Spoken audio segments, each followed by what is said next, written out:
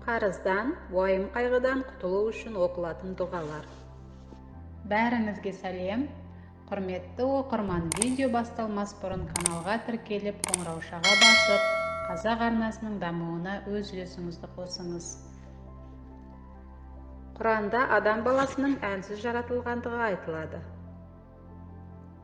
Ауырса шипаға, қиындыққа ұшыраса қорғанға, құтқарушыға, қарызға батса ақшадан тарықса байлыққа, қателессе тәубеге мұқтаж. Және мұның бәрі де адамға уайым қайғы сыйлайды.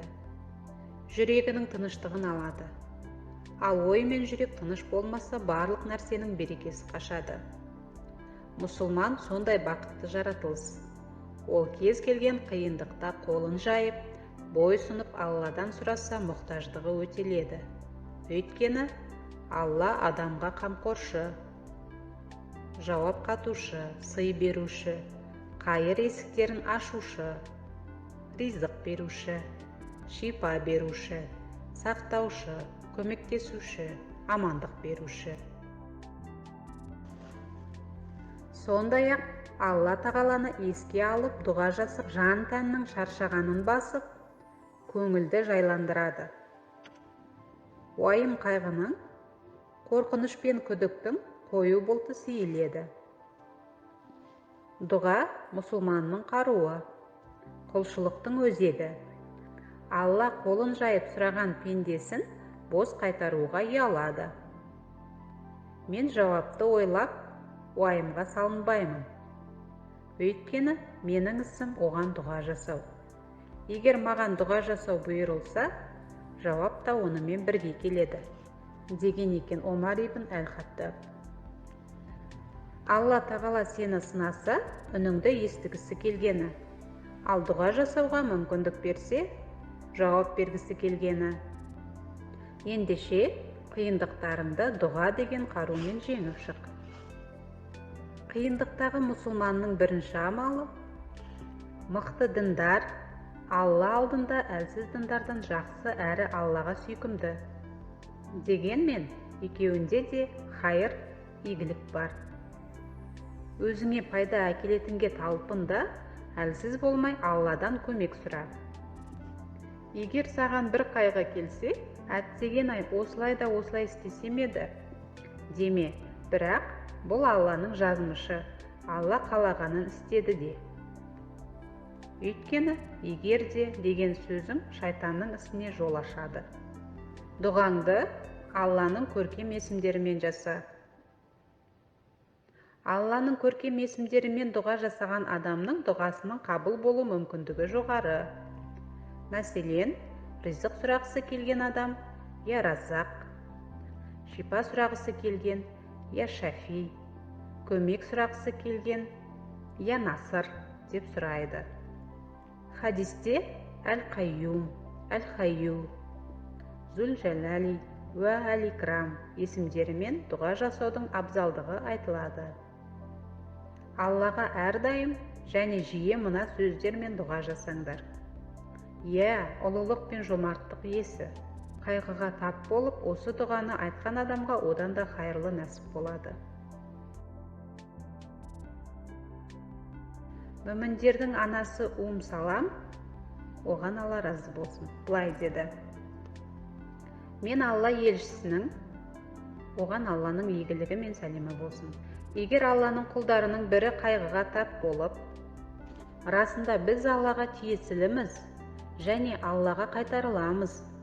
Я Алла, мені қайғымда сауапты етте, маған одан жақсысын бер десе, Алла тағала міндетті түрде оның қайғысы үшін сауап жазады және оған, яғни айырылғанының орнына одан да жақсысын береді, деді. Әбу Салама өлген кезде, мен Алланың елшісінің, оған Алланың игілігі мен сәлемі болсын, айт дегенін айттым. Сонда Алла оны маған одан да жақсысымен ауыстырды, яғни Алланың елшісімен. Оған Алланың игілігі мен сәлемі болсын. Қарыздан құтылғысы келген адам мына дұғаны оқысын. Бір күні Алла елшісі, оған Алланың игілігі мен сәлемі болсын, мешітке кірген бетте Әбу Умама есімді ансарлардан болған бір кісіні көріп, оған: «Ей Әбу Умама, сен намаздың уақытынан тыс кезінде мешітте мына күйде отырғаныңды көретіндей не жағдай болды?» деп сұрағанында, ол: «Я Расулаллах, бұған себеп басымдағы қарызым мен күйзелісім» деп жауап берді. Сонда пайғамбар: «Оған Алланың игілігі мен сәлемі болсын. Олай болса, таңертең және кешке Алла тағаладан: Я Тәңірім, күйзеліс және қайғыдан, әлсіздік пен жалқаулықтан, қажырсыздық пен сараңдықтан, қарызға бату мен адамдардың ашуынан өзіңнен пана тілеймін» деп дұға ет деді. Осы оқиғадан кейін Әбу Умама былай деді: «Мен пайғамбарымыздың, оған Алланың игілігі мен сәлемі болсын, айтқанындай қылдым. Алла тағала уайымдап, абыржығанымды кетіріп, қарызымды өтеуімді нәсіп етті. Қарыздан құтылу үшін Алладан көмек сұрайтын басқа да дұғалар. Я Алла, мені халал еткен нәрселерің арқылы харам еткен нәрселеріңе жүгінуден сақтай көр. Әрі өз кеңшілігіңмен мені өзіңнен басқаларға мұқтаж етпе. Я Алла, расында мен саған уайым қайғыдан, әлсіздік пен жалқаулықтан, сараңдық пен қорқақтықтан, қарыздың ауыртпалығы мен адамдардың қыспағынан өзіңе сыйынамын. Мазасыздықта, уайым қайғыда оқылатын басқа да дұғалар. Я Алла, шын мәнінде мен сенің құлыңмын. Сенің құлың мен күңіңнің ұлымын. Менің тағдырым сенің қолыңда. Сенің шешімің маған міндет әрі маған шығарған үкімің әділ. Саған тән болған барлық есімдеріңмен өзіңді атаған немесе кітабыңда түсірген, немесе жаратылғандарыңның біріне үйреткен, немесе өзіңнен басқаға құпия еткен барлық есімдеріңмен өзіңе жалбарынамын. Құранды жүрегімнің көктемі, кеудемнің нұры, әрі мазасыздығым мен уайымымды әкетуші ете көр. Ерекше байсалды, әрі ұлы Алладан басқа құлшылыққа лайықты Құдай жоқ. Ұлы аршының Раббысы Алладан басқа құлшылыққа лайықты Құдай жоқ. Көктер мен жердің Раббысы, әрі ардақты аршының Раббысы Алладан басқа құлшылыққа лайықты Құдай жоқ. Я Алла, сенің рахымыңа үміт етемін. Мені бір мезетке болса да өз нәпсіме тастама. Әрі менің барлық жұмыстарымды оңда. Сенен басқа құлшылыққа лайықты Құдай жоқ. Сенен басқа құлшылыққа лайықты Құдай жоқ. Сен кемшілік атаулыдан пәксің. Расында мен, яғни өзіме, зұлымдық жасаушылардан болдым. Алла, Алла, ол менің Раббым. Оған ешкімді серік етіп қоспаймын. Я Алла, мен үшін менің барлық ісімде маған қорған болатын дінімді реттеп бер. Яғни дінді дұрыстап ұстағанға жәрдем бер.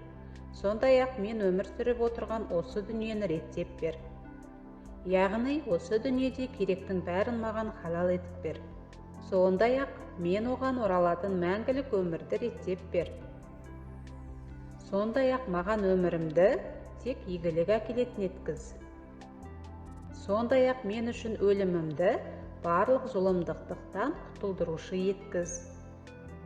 Әбу Умам, оған Алла разы болсын, былай дейді: Алланың елшісі, оған Алланың игілігі мен сәлемі болсын, Аллаға көптеген дұғалар жасайтында, оларды біз есімізде сақтай алмайтынбыз. Сосын бірде біз оған: Я Алланың елшісі, сен Аллаға көптеген дұға жасап, оларды біз есімізде сақтай алмадық, дедік. Бұнымызға пайғамбар, оған Алланың игілігі мен сәлемі болсын, былай дейді: Сендерге осының бәрін біріктіретінді үйретейін бе? Былай деңдер: Я Алла, мен өзіңнен сенің пайғамбарың Мұхаммад, оған Алланың игілігі мен сәлемі болсын, сұраған игілікті сұраймын, және өзіңнен сенің пайғамбарың Мұхаммад, оған Алланың игілігі мен сәлемі болсын, сыйынған барлық зұлымдығынан сыйынамын. Көмекті өзіңнен ғана сұрау қажет, ал дұғаны қабыл етуді өзің ғана шешесің. Және Алладан басқа ешкімде күш қуат жоқ.